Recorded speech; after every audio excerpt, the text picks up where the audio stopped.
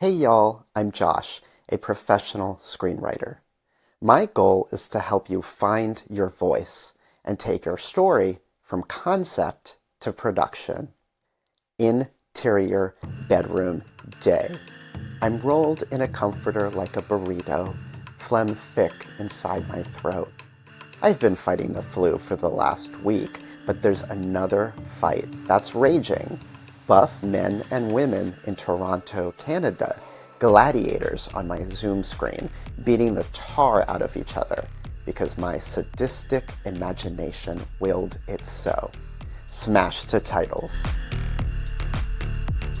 I've written on superhero TV shows, action shows, and movies. So today's episode is about how you can articulate the tricks and kicks in your brain onto the page. I can't emphasize this enough. Stunt choreo people are superhuman. Their bodies flow like a river and rage like a waterfall. It's an honor to watch them take words on a page and breathe life into them. There are three components to every screenplay.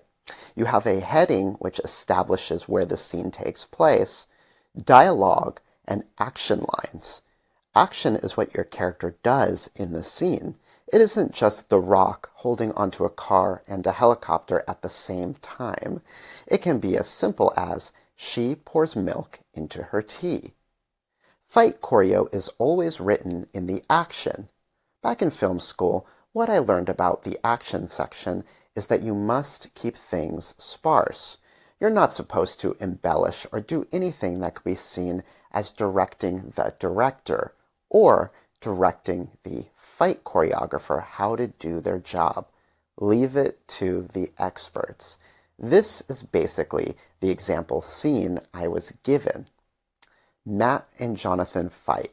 Jonathan gets the upper hand and holds his katana to Matt's throat. Simple, concise, boring. Don't do that. I think what needs to be taught to fresh writers is that every scene in your screenplay is about selling the screenplay and its tone. Here's the second way you can write the same scene. Matt and Jonathan fight. Blow by blow, katana to katana, their trained bodies as precise as the sharpened steel of their blades. Matt collapses, caked with dirt, dripping with blood. Jonathan holds his katana to Matt's throat. I call this the garlic in the guacamole. Look, you can have guacamole, and you're like, cool, it's guac. There are fried carbs involved. Nice. But when there's garlic in it, damn, it gets so good and you don't care why. You just shovel it in your mouth. Now, here's the third way to write fight choreo. It's going detailed. This is more what we do when we know what we're writing is going to be produced. It's about selling it to the actors, executives, directors. It signals confidence and a singular vision and allows the crew members to understand what needs to be executed and what even needs to be revised in the script itself to represent the reality and not just the fantasy in the script of what's possible. Jonathan's katana rips the air. Matt lurches backwards, inches away from murder. Matt's stunned, but he remembers his training. He tosses his katana, catches it backwards, forces the pummel into Jonathan's kidney. Jonathan staggers. Matt is more worthy of an opponent than he thought. Jonathan's a blur whirling up the side of a wall with superhuman strength. Their blades crash in a battle that's more art than war. Jonathan parries. Matt follows. Jonathan riposts, cuts Matt's thigh, draws first blood. Matt defies gravity with an incredible back handspring followed by a roundhouse kick. He crumbles Jonathan's ribs. Matt spins his katana in a circle like a helicopter blade. Jonathan goes southpaw, spins the other way. Crack! He smashes his elbow in the center of Matt's face. Then Jonathan throws his katana like a javelin. Matt blocks it with ease. A diversion.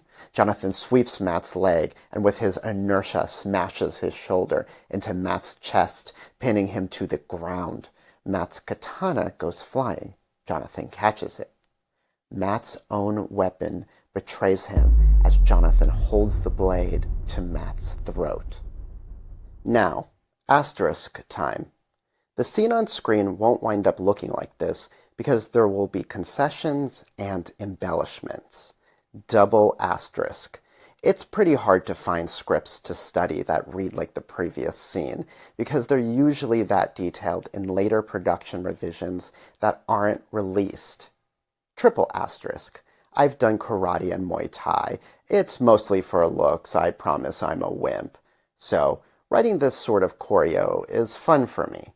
I'm comfortable as a writer to take ownership. When sitting down and tackling fight choreo, you gotta think tone, tone, tone. A brawl in an alleyway is different than a superhero with lasers coming out of orifici. I'm sure that's not a word. Sound off in the comments. If you're working on a script that really isn't about fight choreo, but that happens to involve a fight, the length of description too is appropriate. If it does involve intricate fight choreo, a hybrid between 2 and 3 might fare better.